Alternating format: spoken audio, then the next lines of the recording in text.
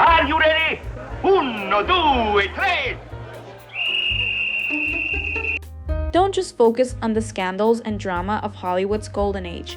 Instead, we're uncovering a lesser-known truth. It was a time when stars' kindness outshone their fame. Welcome to Timeless Frames, where our vintage Hollywood series delves into the golden age of the 1930s and 1940s. In this video, we're sharing true stories of compassion told by those who knew them best, not crafted by PR stunts.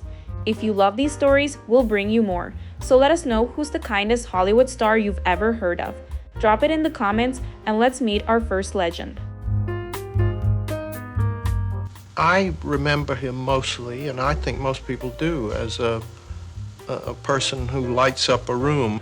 The most striking thing about Cary is how fantastically good-looking he was. Women adored him. They loved looking at him, they loved listening to him, and they loved watching him in action. Cary Grant wasn't just Hollywood's smoothest leading man. He was a beacon of kindness that lit up every room, set, and heart he touched. Born Archibald Leach in Bristol, England, Grant carried a wound that could have hardened anyone. At 9, his father told him his mother was dead, a gut-wrenching lie. Decades later, he discovered she was alive, confined to a mental institution by that same father. Imagine the betrayal. But instead of bitterness, Grant channeled that pain into a profound empathy, seeing the hidden struggles in everyone around him. On set, he was no untouchable star. Picture a bustling studio for His Girl Friday, cameras rolling, lights blazing, and there's Grant, slipping coffee and homemade pastries to grips, and makeup artists calling them by name like old pals.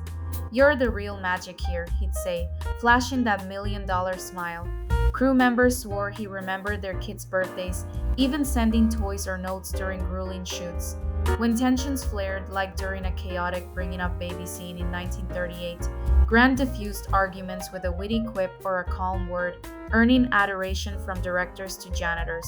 One story stands out: Katharine Hepburn, struggling with her comedic timing and on the verge of tears under harsh criticism, was saved when Grant jumped in, claiming he'd botched his lines and needed a retake. It was a lie. He was perfect, but it gave Hepburn the space to shine. Offset, Grant's heart was even bigger.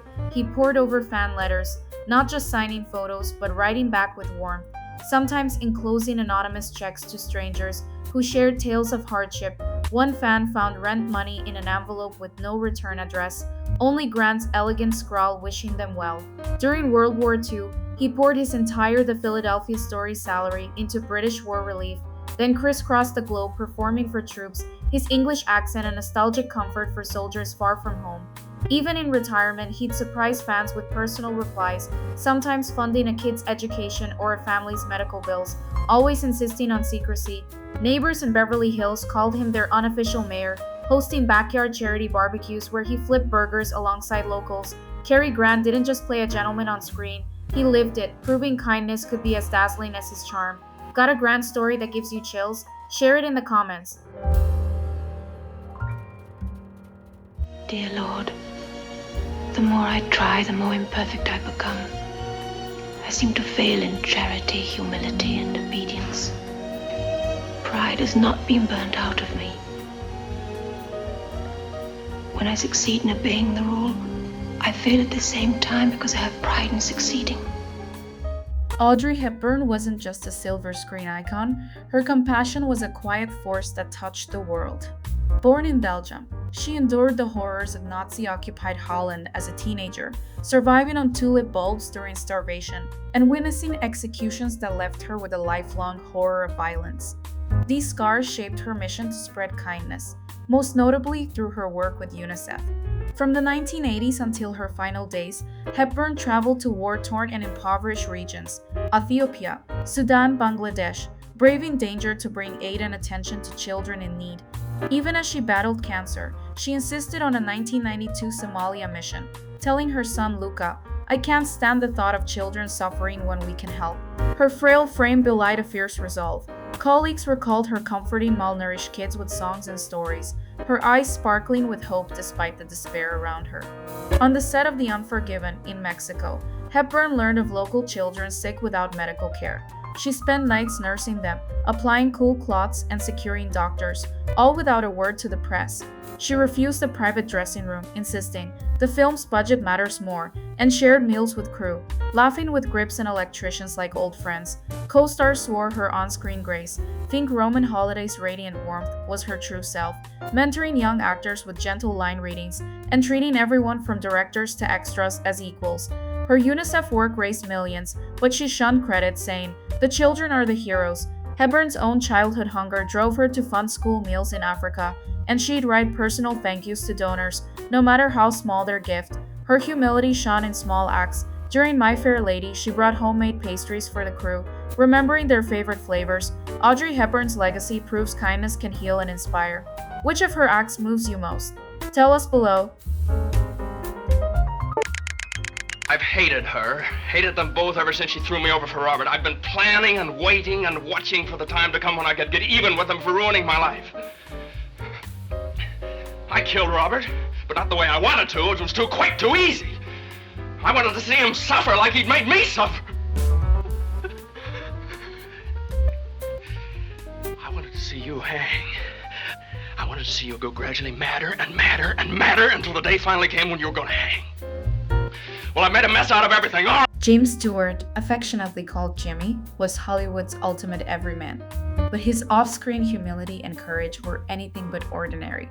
Growing up in small-town Pennsylvania, he faced modest beginnings, which grounded him in treating everyone, stars, extras, or grips, as equals, a trait colleagues raved about in memoirs and interviews.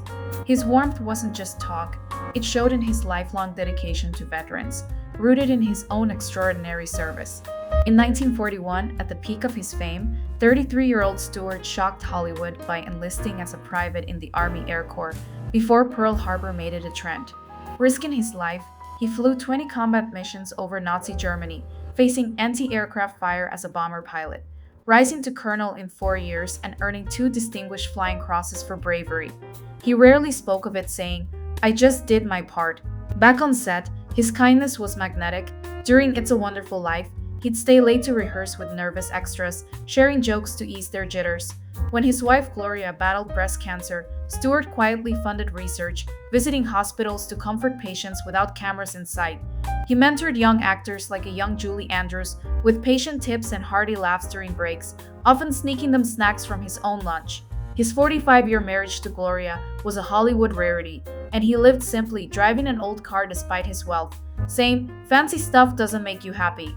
During the Great Depression, he sent anonymous donations to struggling crew members, learned from his own lean years. Co-stars like Henry Fonda called him the most genuine guy in the business. Stewart's legacy of warmth and duty set a gold standard for Hollywood. What's a Jimmy Stewart moment that inspires you? Drop it in the comments.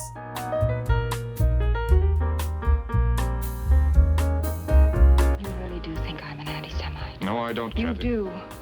You've thought it secretly for a long time. No, it's just that I've come to see that lots of nice people who aren't, people who despise it and detest it and deplore it and protest their own innocence, help it along and not wonder why it grows.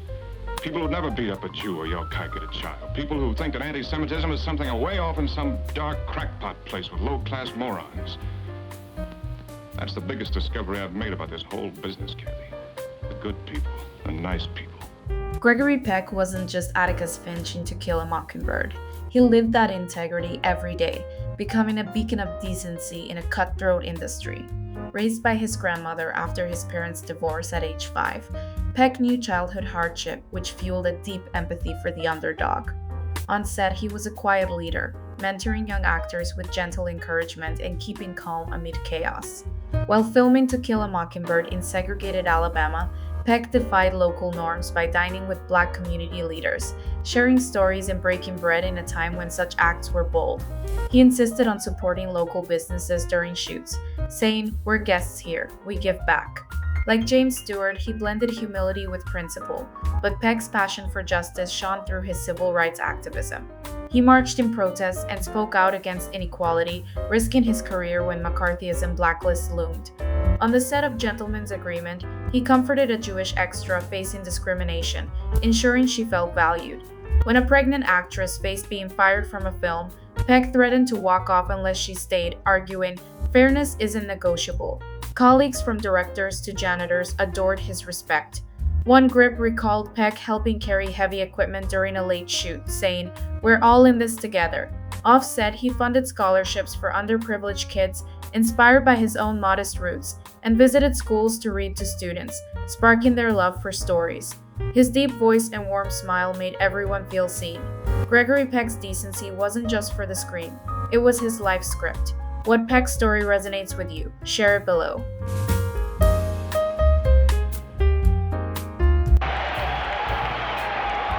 you very much. Very happy I had the chance to tell you about our trip this summer because it was really exciting. Bob Hope wasn't just America's funniest man, his compassion was a lifeline for countless souls. Born Leslie Hope in England, he immigrated to America as a boy. Facing poverty so stark, he slept in streetcars and ate at soup kitchens, forging an empathy that defined him. For nearly 50 years, Hope sacrificed family vacations to perform for U.S. troops in war zones, from World War II's European front to Desert Shield's deserts, even dodging enemy fire in Vietnam, as grainy footage shows. His USO shows weren't just comedy. With a photographic memory, he wove soldiers' names and hometowns into his routines, making each feel personally cheered. Between performances, he'd slip into military hospitals at 2 a.m., reading hometown letters to blinded soldiers, or joking to lift spirits. A Vietnam nurse recalled him sitting bedside, holding a wounded private's hand, his humor easing the boy's pain. Hope kept up with veterans for decades, sending birthday cards and helping with jobs or medical bills, always anonymously. The military credited his visits with lowering combat stress, one general saying, "Bob gave us hope, literally." At 80, he toured Saudi Arabia for Desert Shield, respecting local customs while keeping troops laughing. His daughter Linda said seeing soldiers' struggles broke and rebuilt his heart. Offstage, Hope funded orphanages and quietly paid crew members' debts during tough times. His tireless giving, paired with that iconic grin, made him a hero beyond the spotlight. What's a Bob Hope story that warms your heart? Tell us in the comments.